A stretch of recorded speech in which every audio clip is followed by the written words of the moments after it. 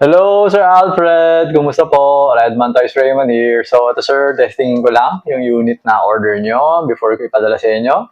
The WE Glock 17 Gen 5 Airsoft Gas Blowback Pistol. Okay? Alright? So, always remember to keep your trigger finger out.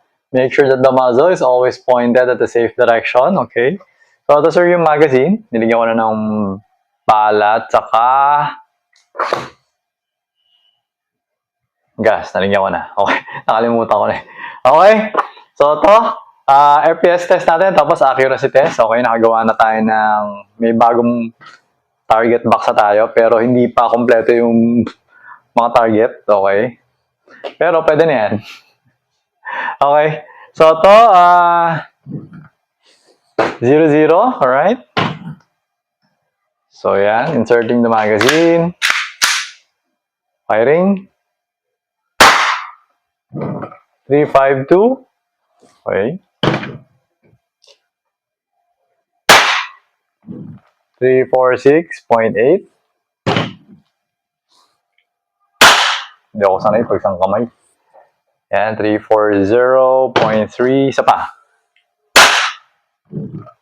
334.5.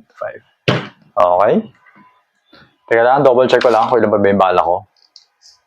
So, I have 1, 2, 3, 4, 5, 6. Meron pa akong 6, no? So, may isa sa chamber. 6 shots. So, yung box ko actually wala pang butas. Wala pa nababaril. So, ito yung unang-una.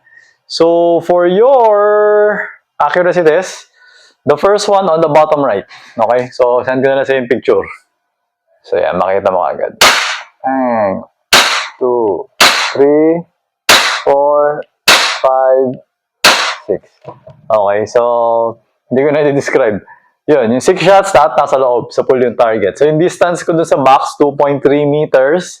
Tapos the target size is 2 inches in diameter. So yun, halos lahat nasa gitna. Okay? So ayan sir, okay na tong opening slide, no? So removing the magazine, anong bala. Pull back the slide, release, and hammer down. Okay? So yun sir Alfred, okay na tong unit mo. So ipapa ko na siya, then padala ko na siya sa inyo. Okay?